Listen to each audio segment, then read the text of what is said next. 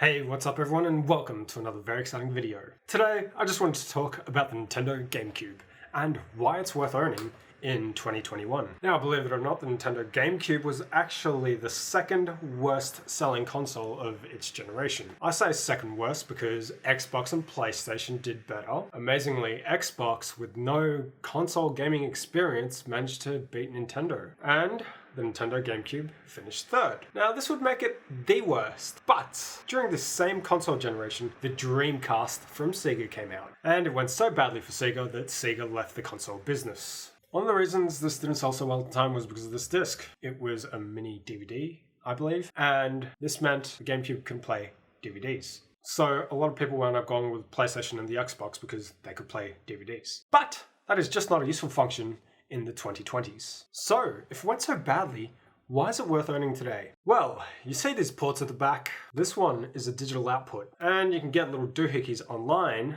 to plug it in, and I'm not sure if you can see it, but now that's a HDMI output. Just so you know, this little doohickey is called the GC-HD Mark II, made by this company called Eon. Check them out. They're making some really good stuff. By the way, just so you know, this is not a sponsored video.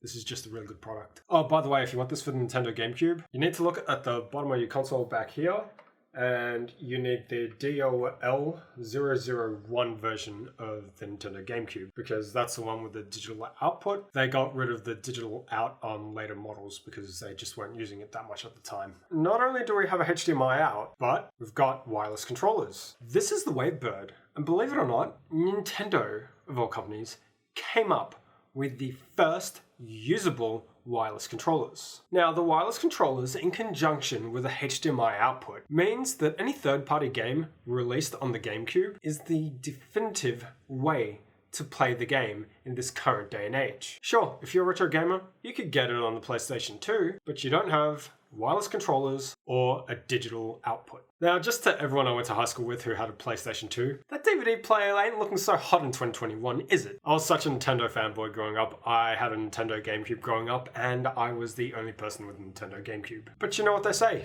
he who laughs last, laughs the hardest. Ha ha ha! The next reason you should probably get this thing is this little accessory. It is one of the best accessories ever. You use it to play Game Boy Advance games. This accessory will expand your GameCube's library. The Nintendo GameCube had 653 games on it. Once you add the Game Boy Advance player, it will expand your library by 1,498. Now, this little accessory is particularly good for any retro gamers because you can get all the classics on the Game Boy Advance. All the classic Mario games on it. And if you are a Sonic fan and you missed out on the Sonic Advance games, you owe it to yourself to play through these games on the Nintendo GameCube. Or if not, at least the Game Boy Advance. But playing it on the Nintendo GameCube, there was just something magical about it. By the way, this doesn't just play Game Boy Advance games, this plays Game Boy games and Game Boy Color games. So this will give you a massive library if you just so happen to have any of those cartridges lying around.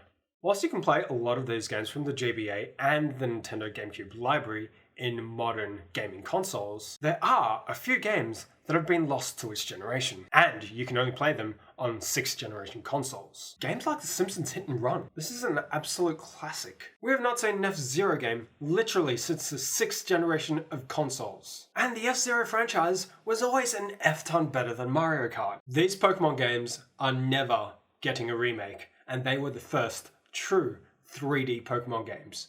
And they were amazing. Can we please get a remake for Need for Speed Underground? Because this was amazing. And let's not forget about the EA big games. They were amazing and they still are. Again, this is the definitive way to play them because the GameCube has a HDMI out and workable wireless controllers. The Spider-Man games of this generation were true classics of gaming. It is highly unlikely we'll ever see a remaster of any of these games, and they are 100% worth playing through today. Remember when Bond games were fun? There are actually good Bond games on the Nintendo GameCube. If you haven't already checked them out, do so. This one is from Russia with Love, and Sean Connery actually does the voice acting for it. It was actually the last time he portrayed James Bond in any form of media. Again, play this on the Cube because of the HDMI out and the wireless controllers. You will not hear me shutting up about that useful function. Anyways, yeah, that's why I think if you're a retro gamer, you should 100% go for the Nintendo GameCube. I'm not sure if you can tell, but I obviously have a lot of love and nostalgia for the product. I grew up with one, and I did own a PlayStation 2 later in that generation because there just weren't enough games on the GameCube. But the Nintendo GameCube, I believe, has held up better than any console of its generation, and I still have a lot of love for it in this day and age. I truly believe it to be a great device for retro gaming. It's a pricey thing to collect for,